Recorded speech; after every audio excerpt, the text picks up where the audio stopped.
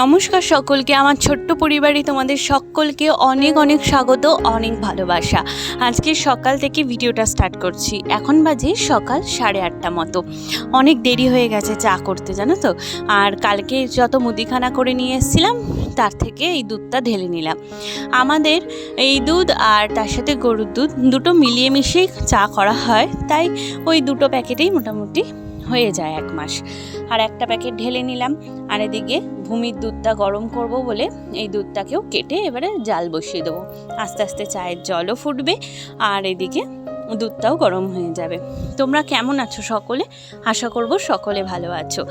আর অবশ্যই কিন্তু ভিডিও দেখছো খুব ভালো, তার সাথে সাথে প্লিজ একটা করে কমেন্ট করো, আর কোথা থেকে দেখছো সে কমেন্টটাও করো, তাহলে আমি বুঝতে পারবো তোমরা কোথা থেকে আমার ভিডিও দেখো।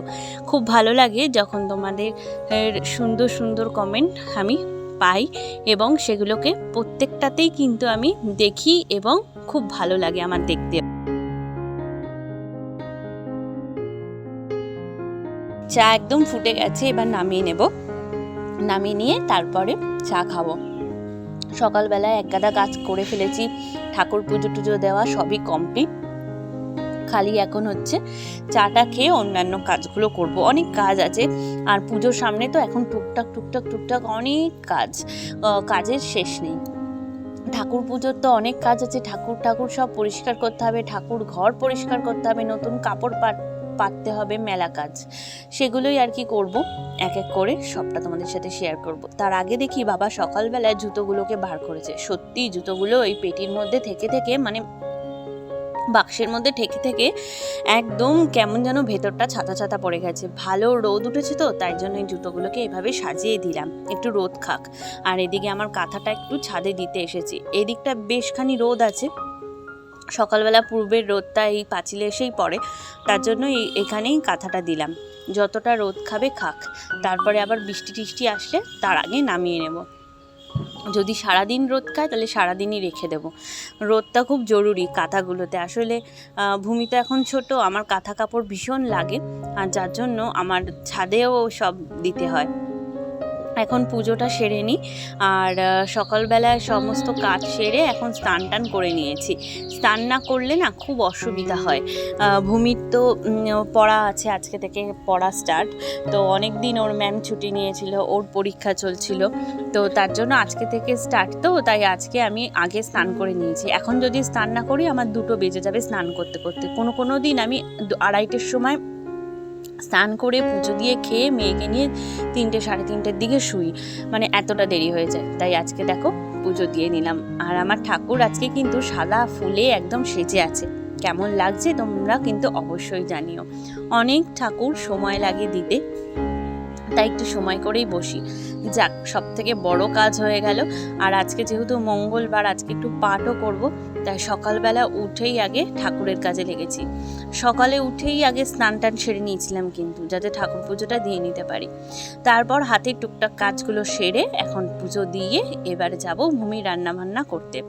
ভূমির তো খাবার দাবার আছেই, তো সেগুলোকেই আগে রান্না করে রেখে যাব, যাতে ওর পেছনে সময় দিতে পারি। আসলে অনেক দিন পর ম্যামের কাছে যাচ্ছে তো পড়তে, প্রায় 1 সপ্তাহ, গিয়ে হয়তো কান্নাকাটিও করতে পারে, তাই ওর কাছে একটু বসতে হবে। এই ফাঁকে কিন্তু আমি কেচেও নিয়েছি।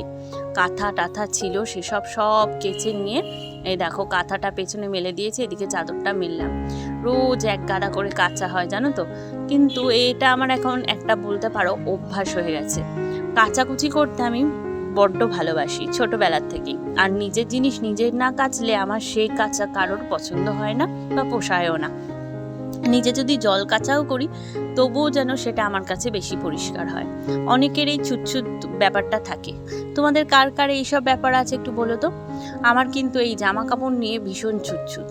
ওর বাবা যদি কাচে আমার একদমই পছন্দ হয় না, মনে হয় কি পরিষ্কারই হয়নি, কিন্তু খুব সুন্দর করেই কাচে। হয়তো আমার এটা একটা ধারণা যে আমি মনে হয় পরিষ্কার করে বেশি কাচি।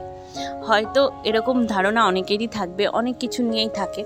অনেকে হয়তো ভাবে যে আমি খুব ভালো রান্না করি, অনেকে ভাবে হয়তো আমি খুব ভালো ঘর গোছাই। আমারও সেটাই মনে হয় যে আমি খুব ভালো কাচি, অনেকে বলেও সেটা ভালো কাচি। তো যাই হোক, মামামের এখন খাবার করব। ওর মাছ ছিল দেখো, আর এই মাছটাকে এখন ভেজে ঝোল করব, তারপর ওকে নিয়ে পড়াতে যাব। দেখা যাক কতদূর কি ভিডিও করতে পারি, আর সেসব তোমাদেরকে কিন্তু দেখাবো। আচ্ছা, তোমরা তো রোজই ভিডিও দেখো, তোমরা কি খেয়াল করেছো আমি হাতে একটা পলা আর এক হাতে একটা চুড়ি পরে আছি আজকে বহুদিন ধরে। আর শাখা বাবাকে দিয়েছি, যেহেতু আমার বাবাই সোনার কাজ করে, তো বাবার কাছে দিয়েছি। বাবা বলেছে এবারে আর রেডিমেড শাখা কিনে দেবো না, তোকে অর্ডার দিয়ে বানিয়ে দেবো শাখা। তো সেই শাখাটা আজকে বিকেলে দেবে বাবা। খুব খুশি, জানো তো, শাখা পরে পরে এমন একটা অভ্যাস হয়ে গেছে, এখন শাখা ছাড়া খুব একটা ভালো লাগে না। আর যখন বিকেলে নিয়ে আসবে তোমাদেরকে অবশ্যই দেখাবো। আমার সব কিছুই তোমাদেরকে মোটামুটি দেখাই, তো এই জিনিসটাও দেখাবো। আর এই শাখাটা একটুখানি আগের থেকে একটু মোটা আর একটু সোনা ওর মধ্যে ভরতে হয়েছে। তার নতুন শাখাটা কেমন লাগছে অবশ্যই কিন্তু তোমাদেরকে দেখাবো। এদিকে দেখো কুমড়ো, আলু, ঝিঙে দিয়ে মাছের ঝোল, 5 ফোড়ন দিয়েছি সাথে। এবার একটু মশলাটা কষিয়ে ফাইনালি জল দিয়ে দেবো। আর চলে এসেছি শাখা নিয়ে। এরপরে আমি আর কিচ্ছু ভিডিও করতে পারিনি। বিকেলে দেখো ওর বাবা শাখাটা নিয়ে এসছে, তাই সবার আগে তোমাদেরকে দেখাচ্ছি পড়ার আগেও। এরপর নমস্কার দিয়ে হাতে পরে নেব। কেমন লাগছে ডিজাইনটা অবশ্যই কমেন্ট করে জানিও। আমার তো খুব পছন্দ হয়েছে। সোনার জিনিস আমার আগাগোড়াই ভীষণ পছন্দ, ডিজাইনের অত ধারধারি না, খালি পছন্দের। আর মেয়ের মহালয়ার ভিডিও আমি করেছিলাম, আর তোমাদের সাথেও সেটাই শেয়ার করলাম। তোমাদেরকে অনেক অনেক শুভেচ্ছা মহালয়ার। তোমরা সবারই ভালো থেকো, সুস্থ থেকো। দেবী পক্ষের সূচনা হয়ে গেল, যাতে এবার মা এসে সমস্ত কিছু ঠিক করে দেয়, আর সঠিক যেন বিচার আমরা সবসময় পাই, সেটাই যেন মায়ের কাছে আমরা সকলে মিলে প্রার্থনা করি। এটাই রইল আজকে আমার চাওয়া মায়ের কাছে। দেবীপক্ষের সূচনা তো হয়েই গেছে, আশা করব সকলেই পুজো ভালো কাটবে, তার সাথে সাথে কিন্তু বিচার চাইতেও ভুলবে না।